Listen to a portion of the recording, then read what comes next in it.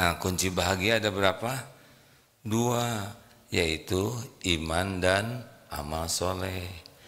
Jadi silakan mau bekerja apa saja, mau tinggal di mana saja, yang penting tiap waktu iman kita meningkat dan yang kita lakukan jadi amal soleh, baru bahagia. Itu kuncinya. Ini terus akan diulang-ulang supaya kita tidak salah fokus dalam hidup ini. Jadi bukan sibuk meningkatkan penghasilan, meningkatkan aset, tapi sibuk meningkatkan iman dan amal soleh. Nanti gimana dong tentang rezeki, gaji, penghasilan? Semua itu adalah milik Allah. Allah yang punya rezeki kita tuh ya. Allah yang membagikan, Allah yang menahan, Allah yang mengambil sesuka Allah. Bagi kita sama saja. Diberi, ditahan, diambil, yang penting semua kejadian bisa membuat makin dekat dengan Allah. Bahagia itu karena dekat dengan Allah. Dekat dengan Allah itu tergantung iman dan amal soleh. Jelas hadirin sekalian? Jadi kalau kita kurang bahagia artinya apa?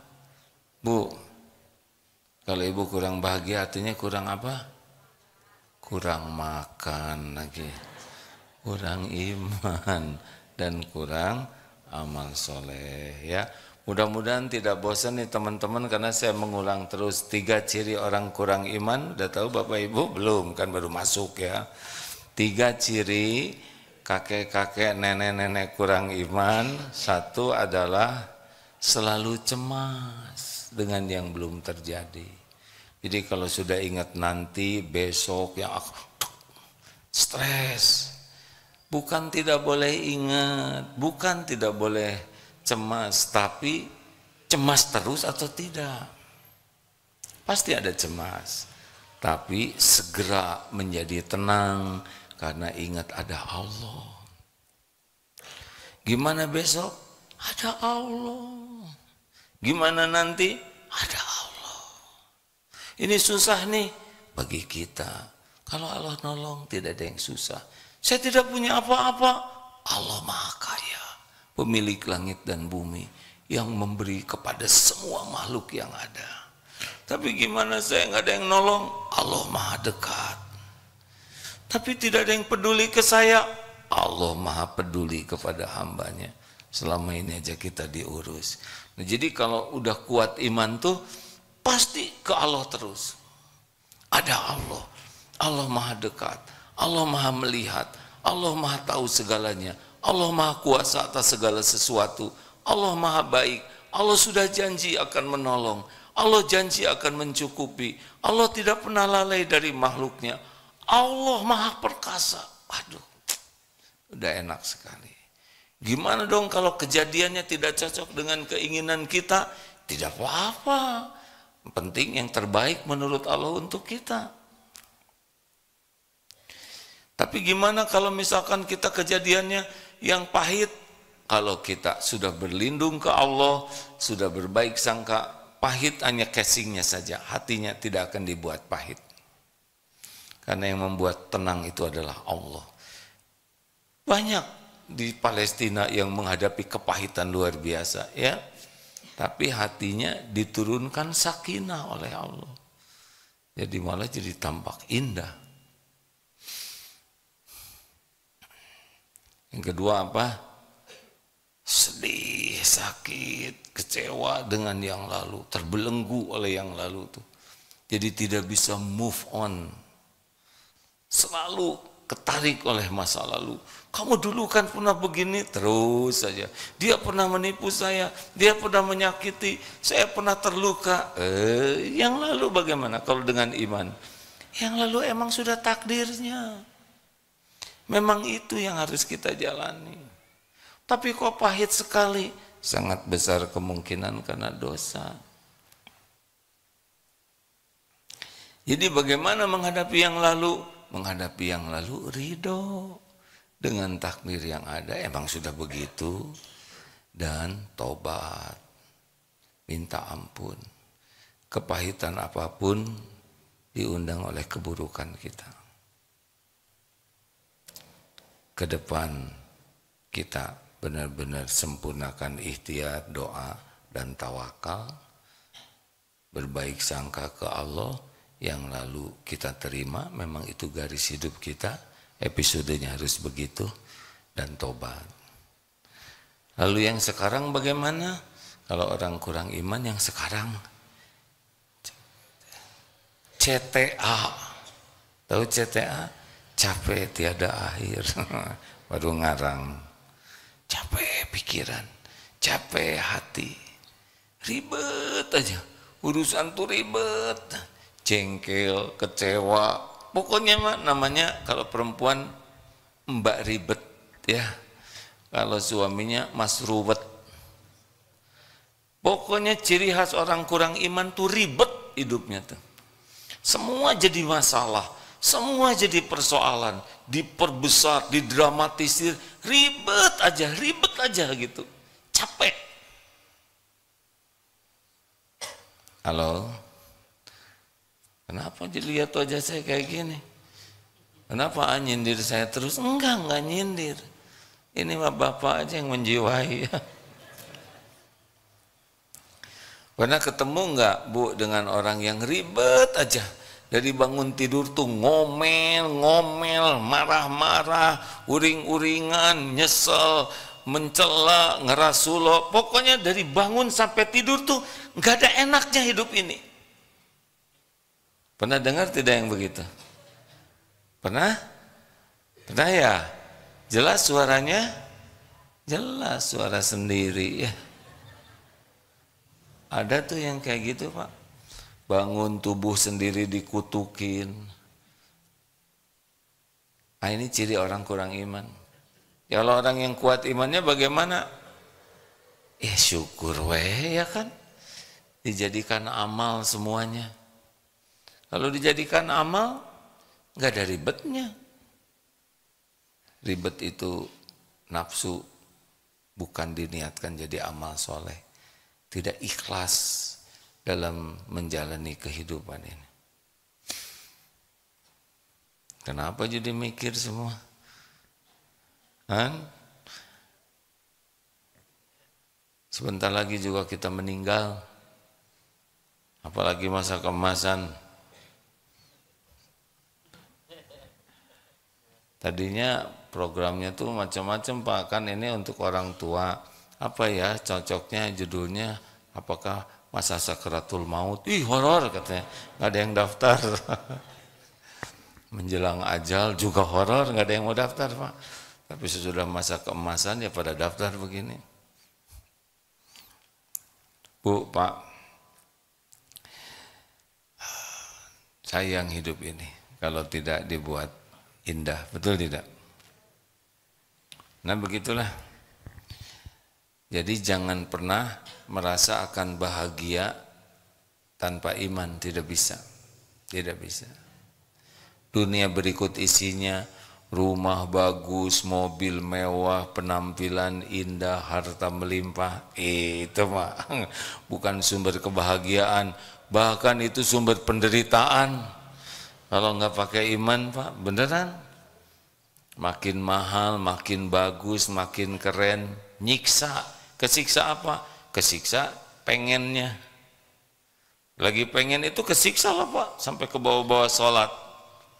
Udah gitu kesiksa lagi berusaha mengupayakannya. Inginnya aja udah menyita waktu banyak kita. Ingin dunia tuh kalau nggak hati-hati menguras waktu kita.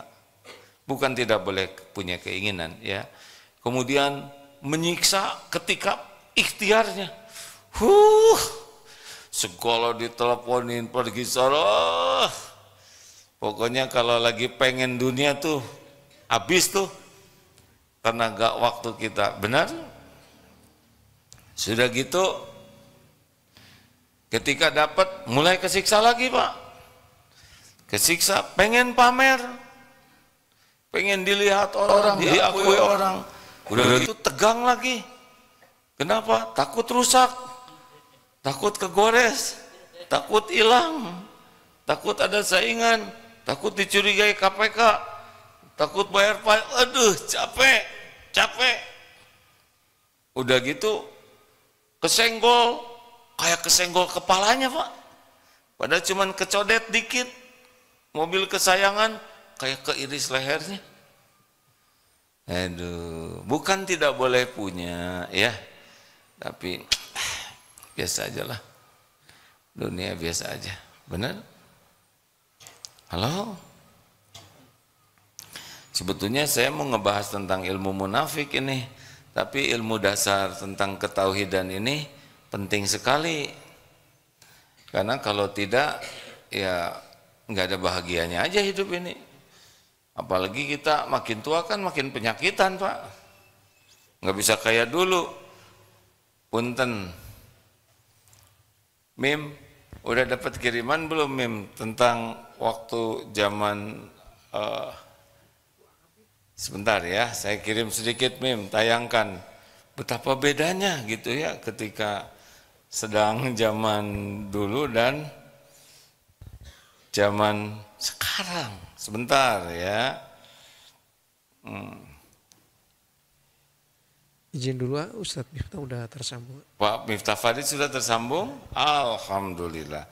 Bagi sahabat-sahabat di MQFM, guru kita Pak Kiai Haji Profesor Miftah Farid sudah bersama kita. Silakan disimak. Hatur nuhun Pak Miftah, semoga berkah, usia panjang, penuh kebaikan, sehat lahir batin, diberikan nikmat iman, nikmat ibadah, dan nikmat istiqomah. Amin ya rabbal alamin. MQFM silakan ya, simak. Nah, kita teruskan sekarang yang di sini ya. Sebentar, ini kemarin saya dapat tayangan ini dari teman-teman. Sebentar ya. Oh, saya ngeliatin terus Pak, jadi tegang saya nih.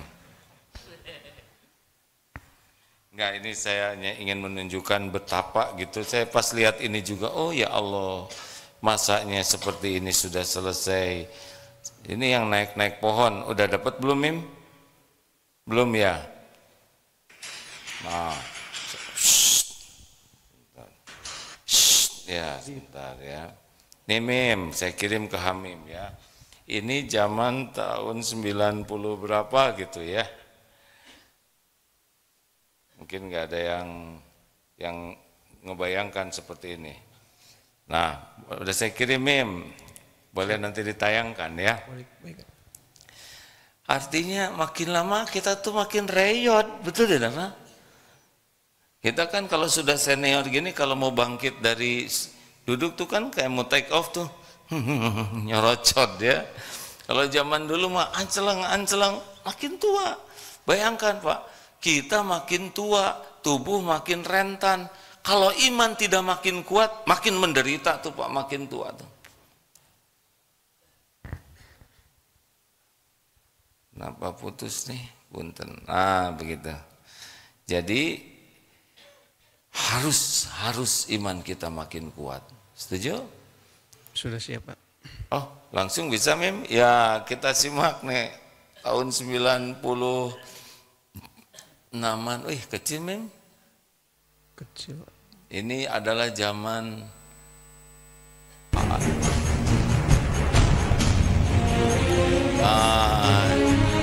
saya tuh zaman dulu, aduh menilincah gitu. Aduh, oh kok udahan Mim? Ya udahlah nggak apa-apa. Jadi ini zaman para santri, aduh. Zaman bawa-bawa balok kayu tuh lihat. Ini lagi latihan kebersamaan. Seperti ini pada lincah gitu. Sekarang pas saya lihat-lihat gak berau saya naik pohon kayak gitu. Waduh. Ya udah segitu aja, malu. Saya ngebayangin sekarang saya naik pohon, amit-amit nyorocot. Gak kebayang harus loncat-loncat kayak gitu. Udah selesai waktunya Pak, kita loncat-loncatan. Jangan nyoba-nyoba ya kayak ya.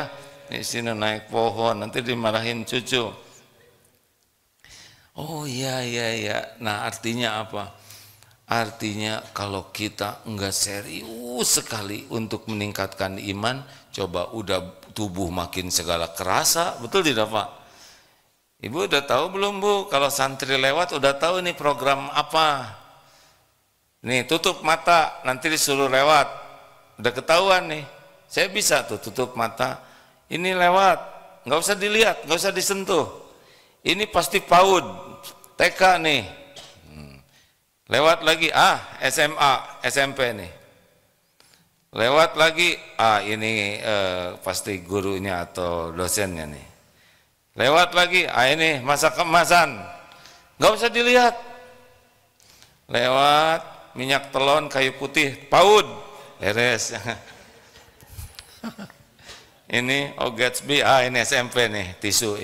Nggak kuat pakai beli minyak wangi. Yang agak gede, ini udah mulai gajian nih, parfumnya udah beda. Ini, masa kemasan, ini yang Remason, PPO. Maaf Pak, kita sekelompok ya. Dulu saya suka heran, lihat kenapa nenek kalau mau tidur tuh dibalur ininya teh. Lah sekarang saya enak betul. Kalau mau tidur teh, aduh gosok-gosok anget ya. Adik-adik belum ya. Begitulah artinya apa? Kalau mau bahagia sebelum meninggal, kita harus serius meningkatkan iman. Apa kunci meningkatkan iman? Yang pertama apa? Ilmu. Gak bisa iman meningkat tanpa belajar agama, tidak bisa. Tidak bisa. Kalau iman, amal soleh itu pintunya satu, ilmu. Dengan catatan nyari ilmunya ikhlas. Dan kalau sudah dapat ilmu, berusaha diamalkan dengan ikhlas juga. Gagalnya nyari ilmu agama adalah nyari ilmunya niatnya bukan ingin dekat dengan Allah. Niat ingin dianggap pintar, ingin dianggap ilmunya luas, ingin disebut punya gelar, titik-titik, macam-macam, ingin disebut ustadz, kiai. Kalau mencari ilmu agama dengan tujuan duniawi saja, bukan untuk takarub kepada Allah, mungkin ilmunya dapat, tapi iman tidak menguat. Apa cirinya orang yang imannya menguat? Imannya menguat itu cirinya lebih tenang. Tenang, ajeg, mantep hidupnya tuh Pak. Mau apa dipuji, dicaci, sehat, sakit, lapang, sempit, mudah, susah, diangkat, diturunkan, ajeg saja. Karena mengerti semua ini terjadi dengan izin Allah, semua ini adalah ujian yang harus dilalui dengan dekat dengan Allah. Jadi ajeg saja. Ini tenang, mantap, hayyin. Enggak gerasa-gerusu, enggak panikan, enggak mudah emosional, enggak. Mantap, ajeg, tenang, menenangkan, teduh, meneduhkan, semangat, menyemangatkan. Nah, buahnya apa? Akhlaknya makin baik. Jadi kalau belajar niatnya benar, caranya benar, dan diamalkan, nanti iman menguat, kemudian hasilnya pribadinya makin indah. Gitu rumus. Jadi kalau negeri ingin jadi baik, ya tidak bisa tidak. Harus orang-orang yang memimpin, mengelola, dan mengatur orang-orang yang beriman. Karena akhlak baik itu buah dari keimanan. Dan iman itu buah dari ilmu agama yang dipahami dengan niat benar dan caranya benar. Jadi kalau tidak peduli kepada agama, tidak belajar dengan niat benar dan tidak berusaha mengamalkannya, susah. Ya, rumusnya begitu. Jelas kayak apa? Banyak ngomong. Iya, emang lagi ceramah kayak. Lanjut. Nah, yang kedua apa? Supaya iman kita menguat. Yang tadi belajar ya. Cara menguatkan iman adalah amalkan ilmunya. Jadi bukan untuk tahu, bukan untuk hafal. Dapat ilmu, ini pagi ini dapat ilmu misalkan. Mungkin nggak semua bisa diamalkan. Pegang. Oh, saya tiap hari harus belajar. Nah, dapat. Pokoknya amalkan. Itu nambah tuh. Jadi kalau kita mengamalkan gini-gini, Allah kan melihat kita. Ini takdir kita dapat ilmu itu dengan izin Allah. Ini sebagai amanah. Kalau diamalkan, Allah tahu tidak? Jawab. Kalau kita tidak mengamalkan, Allah tahu tidak? Mana yang lebih Allah sukai?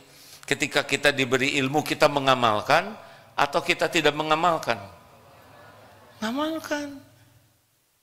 Allah melihat kita, ini takdir dapat ilmu, lalu kita amalkan. Mungkin tidak semuanya, mungkin ada seperempatnya, mungkin sepersepuluhnya, tapi kita berusaha mengamalkan. Allah nanti nambah lagi ilmunya ke kita. Kalau ikhlas mengamalkannya, tapi kalau amalnya ria, Allah tahu tidak? Dia beramal nih, dia tahajud, tapi untuk dipamerkan. Dia ngaji, tapi Allah tahu dia pengen dipuji orang. Dia saum, tapi Allah tahu saumnya ini untuk dianggap soleh. Enggak nyampe ke Allah. Allah tahu ini bohong. Dia pakai amalan untukku, tapi niatnya untuk pujian makhlukku. Misalkan seperti itu. Maka urusan mendekat dengan Allah tuh lebih mudah dibanding mendekat kepada orang. Kenapa? Karena Allahnya udah maha dekat. Dan Allah senang kita dekat dengan Allah tuh. Beda ya, kita ingin dekat dengan orang. Dia belum tentu suka kita ngedeketin dia. Bisa jadi curiga ke kita. Kita banyak nelponin dia, dia jengkel, benar? Coba, Bapak diteleponin jam 2:30. Terus diteleponin jengkel tidak? Tiap hari 5 kali ngetokin rumah kita, jengkel tidak? Minta-minta terus, Pak minta makan, minta duit, enak kita kepada dia. Ke Allah Subhanahu wa Ta'ala justru makin sering minta, makin disukai. Sepertiga malam, itu malah saat mustajab. Makin sering doa, makin diberkahi. Gitu Pak, udahlah, nggak usah ribet. Pengen deket dengan orang, pengen disayang orang, pengen dicintai orang, pengen dihormati orang, mau apa? Nggak penting. Kalau dengan orang tuh bukan mau, tapi kita yang memberi. Jelas? Kayaknya enggak nih, pelan gini ngangguknya. Ini sedikit dirubah ya. Jadi kalau bergaul dengan orang itu, bukan kita ngarap-ngarap dari orang. Kita ngarap-ngarap bisa manfaat untuk orang. Bukan ingin diberi, ingin bisa memberi. Bukan ingin dihormati, ingin menghormati. Kalau kita berharap dari makhluk, udah menderita kita ini. Jelas? Udah nggak jelas, gimana maunya ini teh? Harusnya kalau jelas, kalau nggak itu dia belum jelas katanya. Nah terusin ya, jadi amalkanlah dengan ikhlas. Apalagi yang bisa mempercepat kita nambah iman. Pokoknya mengamalkan ikhlas. Gagalnya itu adalah kita niatnya pengen dinilai orang, itu yang bikin gagal. Udah berhenti pengen dinilai orang. Ini santri, makanya kalau santri nggak ribet dengan penilaian orang mah, santri sudah waktunya potong rambut, gundul we, ya kan? Waduh, kena nanti saya sayang. Nabi Ibrahim suruh motong leher anaknya, mau kita tahalul aja masa nggak mau, benar? Kenapa berat digundul? Jawab, takut kelihatan jelek ya kan? Padahal, oh jangan padahal udah jelek. Padahal hanya pengen penilaian orang, jebet-jebet saja. Kemarin pas tahalul di sana, gue udah gundul wela, sudahlah pusing-pusing, paling disebut gundul. Berarti bukan menghina, kan fakta ya.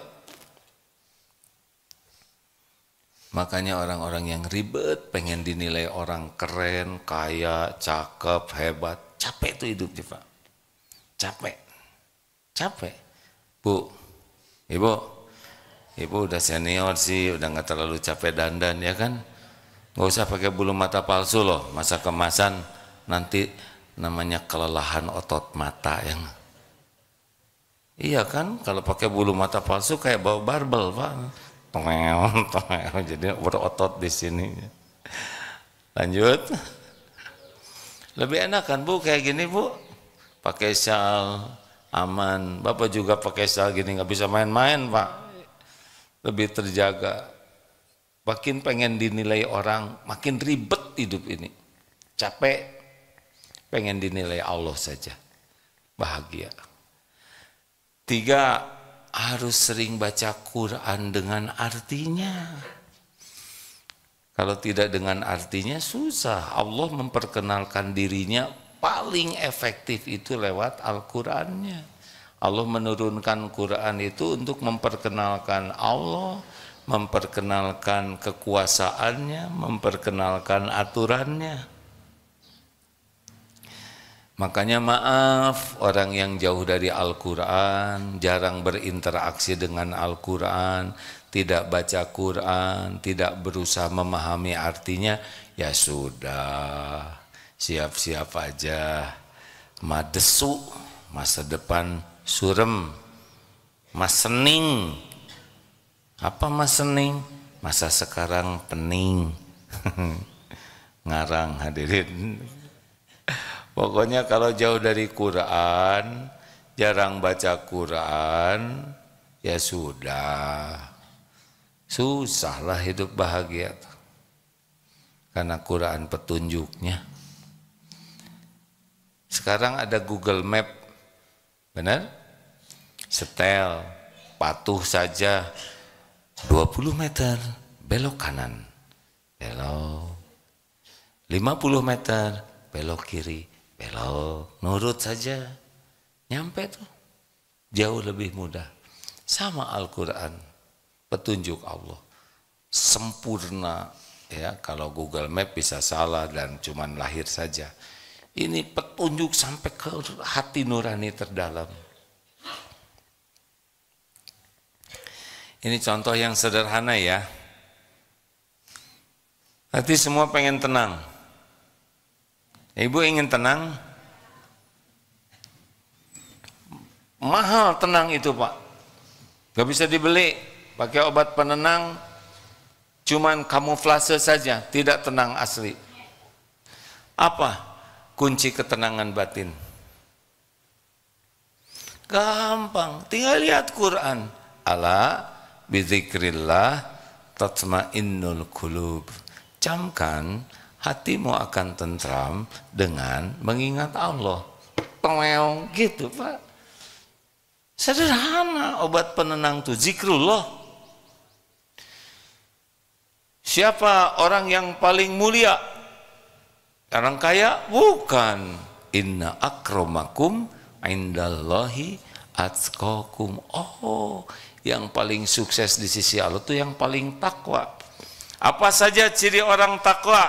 Orang takwa itu orang paling bahagia, orang yang mulia, orang yang ditolong Allah, orang yang disayang Allah, orang takwa tuh. Urusan-urusannya dimudahkan oleh Allah. Masih ingat? Di antara ciri orang takwa ini yang sering disampaikan Ali Imran 134, alladzina yunfikuna fis-sarra'i wad-dharra. Ternyata kalau mau bahagia itu gampang, senang berinfak dalam lapang dan sempit. Nah, mau bahagia, banyak nolong orang, banyak sedekah, banyak berbuat sedekah, lapang sempit, bahagia kalau ikhlas. 2, ini orang ini takwa atau tidak nih kita ini? Lihat, wal kadhiminal ghaidh, menahan amarah. Bahagia itu menahan amarah. Pertolongan Allah itu kalau suka menahan amarah. Jadi yang mudah jengkel, mudah marah-marah, mudah uring-uringan, mudah ribet, udah nggak ada bahagianya hidup itu. Kayak nggak boleh marah-marah. Siapa yang marah-marah? Tuh udah marah lagi kakek. Bu, nggak boleh marah-marah ya. Jangan nanti kata cucu disangka nenek sihir. Nggak boleh marah-marah. Ada jengkel normal, sakit hati normal, kecewa normal. Tapi terus-terus mudah marah dan marah-marah terus, kita nggak disukai Allah. Tidak bahagia, dicabut ketenangannya, dicabut kebahagiaannya, dicabut kemuliaan kita. Nggak ada apa-apanya, kita tuh jadi apa-apaan ya. Tuh, ini Quran ngasih tahu mau bahagia itu menahan marah. Wal afina 'anin nas, maafkan orang-orang. Enggak boleh nyimpan dendam, jangan nyimpan rasa tidak suka kepada saudara-saudara kita. Maafkan sebelum orang minta maaf. Tuh Quran ngasih tahu cara hidup bahagia. Ini satu ayat, wallahu yuhibbul muhsinin, dan Allah mencintai orang yang berbuat kebaikan. Mikir baik, berkata baik, berbuat baik, berprasangka baik. Enak hidup seperti itu.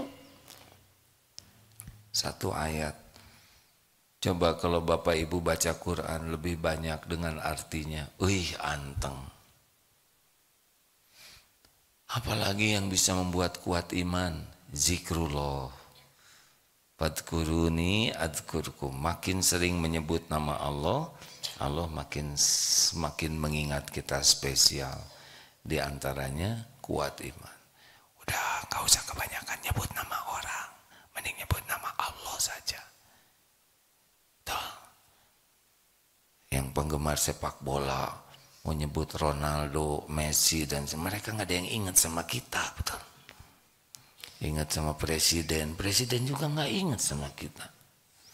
Ingat sama artis, apalagi ya kan. Kalau ingat sama Allah, fadkuruni adkurkum, maka ingatlah padaku, aku ingat padamu. Udah gak usah segala diobrolin, zikir aja. Ini ada teman saya suka sekali bersepeda, udah pensiun Pak. Apa yang paling nikmat dalam bersepeda? Bersepedanya tuh jauh, sehari bisa 160 kilo, 60, 70. Kerjanya itu karena udah pensiun, dari satu masjid ke masjid dengan bersepeda. Di Papua, di Kalimantan, di jauh-jauh. Apa katanya? Saya tanya, kenapa nikmat? Karena yang paling nikmat selama bersepeda ini adalah berzikir. Pakai masker, ditutupin, zikir. Subhanallah, walhamdulillah, wala ilaha illallah. Tidak terasa, sambil menjelajah, sambil melihat daerah-daerah ciptaan Allah, sambil ke masjid, begitu. Tidak harus semua saudara bersepeda sepanjang itu ya, karena beliau sudah habis kerjanya, lalu punya kesenangan mengunjungi tempat, ya sambil berzikir. Ternyata bersepeda sambil berzikir itu enak. Ini cerita saja bahwa zikir itu dimanapun dalam niat cara yang baik, insya Allah menguatkan iman. Tidak harus ya saudara bersepeda kemana-mana, wah gara-gara begini, enggak, yang harus tuh zikir aja. Setuju? Tambah lagi mau bergaul dengan orang-orang yang soleh, itu ningkatkan iman. Jangan salah milih teman. Dan kita tidak harus banyak teman dekat. Banyak teman dekat, kalau tidak hati-hati, buang waktunya banyak. Tidak harus ini kenal dekat, nanti ketemu ngobrol ngaler ngidul, rugi. Waktu kita terbatas. Cari teman dekat, orang-orang yang imannya kuat, yang akhlaknya lebih bagus, yang ilmunya lebih banyak, yang kalau ketemu dengan beliau, jadi ingat ke Allah kitanya. Kalau ngobrol, nambah ilmu kita, lihat perilakunya, jadi ingat akhirat. Itu penting. Insya Allah kita bisa ke bawah harum. Gitu ya. Segitu dulu sebentar. Siap-siap tanya jawab Mim. Bentar ya. Bentar.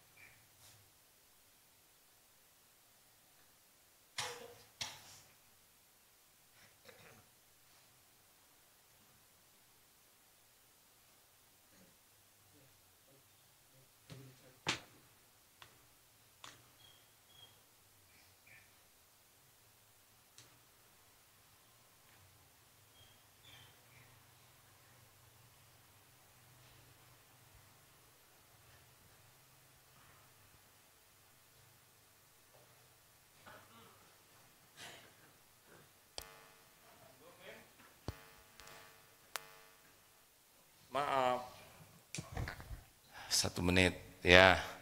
Ada tanya jawab? Bapak mau nanya? Ayo. Cek. Bismillah. Izin A dari media sosial ada yang bertanya. Maaf A, izin bertanya. Kalau sudah minta maaf tapi orangnya nggak mau maafin, gimana A? Ya nggak apa-apa, itu kan bukan coupling kita. Coupling kita itu adalah diri kita. Kita tidak bisa memaksa orang lain memaafkan kita. Tapi gimana kalau dia tidak minta maaf? Evaluasi diri, jangan-jangan kita minta maafnya belum ikhlas. Hanya acting saja, belum tobat kepada Allah. Ya, tidak ada ruginya evaluasi. Oh ya, saya belum minta ampun. Oh, saya belum minta maaf dengan tulus. Kalau dia tidak memaafkan gimana? Doakan kebaikan. Masa dong? Udah doa kebaikan aja supaya jadi pemaaf, supaya diampuni dosanya, gitu. Nggak ada ruginya mendoakan kebaikan bagi orang lain. Gitu, Pim. Di masjid ada yang akan bertanya, silakan Pak. Ibu, Bapak, tuh, ini santri, sabar itu dulu ya, tamu. Maju Pak, boleh Pak? Ibu mau nanya juga. Harus maju Pak, karena mikrofonnya di sini. Supaya bisa terdengar di media. Assalamualaikum warahmatullahi wabarakatuh. Waalaikumsalam. Mungkin tadi Ustadz kan bilang kita harus percaya dengan takdir Allah gitu ya. Semua sudah ketentuan Allah. Iya. Ya, ini lihat fenomena sekarang dengan pinjol dan judol ini seperti apa tanggapan A? Karena kalau saya lihat orang tidak percaya dengan takdir gitu, mencari jalan pintas. Ya itulah Iya. ciri-ciri kalau kita kurang ilmu agama, kemudian iman kita jadi kurang, dalam kesulitan lebih ambil jalan pintas yang tidak halal seperti itu. Yang dapat saya pahami, orang memilih berjudi pasti karena imannya kurang. Kalau imannya kuat, walaupun dalam situasi tersulit sekalipun, tetap berbaik sangka. Allah tahu keadaan saya. Tidak mungkin Allah lalai dari hambanya. Dia akan terus berdoa, dia akan terus ikhtiar, dan akan terus berbaik sangka. Ini saya nggak mungkin, ini keperluan saya. Nggak mungkin Allah tidak tahu. Allah Maha tahu segala-galanya. Allah tahu keadaan. Buat makan, buat bayar kontrakan, Allah tahu. Dia ibadahnya bagus, dia ikhtiar. Tidak mungkin disia-siakan Allah. Pasti ada jalannya. Nah, itu menunjukkan imannya belum mantap. Kalau bagi saya dengan adanya pinjol ini, berarti dakwah ini harus lebih sungguh-sungguh lagi. Mengingatkan ketauhidan. Itu Pak. Kalau kita lihat kan contoh juga ada dari pihak pemerintah sendiri, contoh untuk kayak mahasiswa yang kekurangan itu bisa diizinkan dari pinjol, itu seperti apa tanggapannya? Oh, saya belum tahu tentang itu Pak. Dari Menko PMK itu seperti itu, menganjurkan bisa pinjam dari pinjol. Berarti Bapak tanya ke Menko PMK yang kalau saya bukan Menko, saya Agim Pak. PMK-nya sama ya. Tanya sana. Kalau saya mau tidak mengajurkan cari yang tidak halal, kecuali pinjol yang syariah, ya, syariah yang tidak pakai riba dan tidak bisa dikembalikan. Oh, itu keren ya. Mana ada yang begitu? Beasiswa. Kemarin waktu haji, ke jamaah haji Pak, kan di STAI Darut Tauhid ini biayanya murah, hanya 36 juta sampai tamat, murah lah ya. Mau nyebut mahal juga segitu, mending sebut murah ya kan. Jadi ketiti berapa? Ketiti teh sekitar 5 jutaan setahun lah ya kan, 3.800.000 per semester per tahun. Ya. Lalu para jamaah mengumpulkan hampir 1, sekian miliar untuk beasiswa. Karena ini amal jariah penting nih. Nah, ini juga akan dibudayakan nanti bagaimana kita bersyukur kepada Allah dengan membiayai pendidikan supaya nggak kepinjol tapi malah bisa dengan beasiswa gitu. Itu solusinya, Pak. Terus mau ngomong apa saya, ya kan? Satu, saya meningkatkan dakwah tauhidnya. Yang kedua, kita cari solusi ya setidaknya bisa menjadi beasiswa. Makasih, Pak. Bu.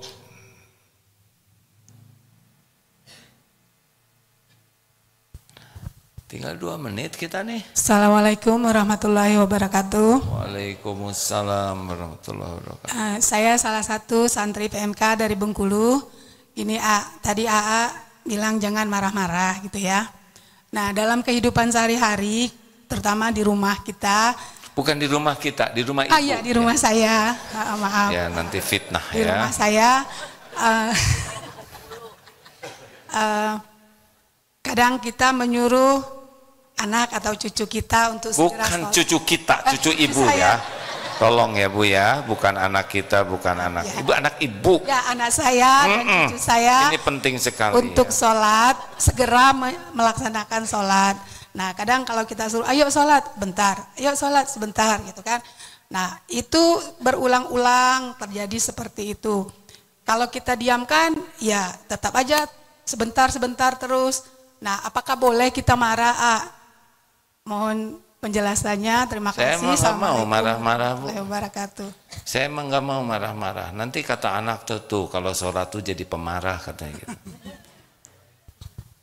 Jadi gimana solusinya, A? Ya diajak ngobrol, bicara baik-baik, dibantu. Apa yang bikin males, apa yang bisa ibu lakukan supaya bisa ibadahnya bagus. Dan yang penting kalau anak susah sholat, orang tuanya tobat. Karena sangat boleh jadi ini karena dosa kita, kelalaian kita, ngedidik selama ini. Tapi saya sudah mendidik, tuh dari wajahnya. Saya sudah suruh sabar, sabar. Tuh kan. Jangan-jangan kita cuma nyuruh sholat tapi nggak memberikan bukti bagaimana indahnya akhlak orang yang sholat. Bu, jangan-jangan anak melihat, ibu juga sholat, pemarah, ngomel-ngomel terus, nggak ada efeknya. Mendingan teman saya jarang sholat, suka traktir saya. Gimana kalau gitu kan? Bu, Ya. gimana? Jadi ibu yang harus tobat ya. Aneh sih ya, gimana anak yang nggak sholat saya yang tobat ya udah. Ayah-ayah wae. Memang begitu Bu. Setiap kepahitan itu diundang oleh dosa. Mudah-mudahan ada hikmah dan manfaatnya. Sudah habis waktunya. Kawan-kawan yang di Bandung, AA hari ini jadwal di TSM jam 10. Sebelumnya ada juga Ustadz. Lalu asar di Darut Tauhid ini dan isya di Darut Tauhid ini. Insya Allah. Subhanakallahumma bihamdik. Asyhadu alla ilaha illa anta astagfiruka wa atubu ilaik. Assalamualaikum warahmatullahi wabarakatuh.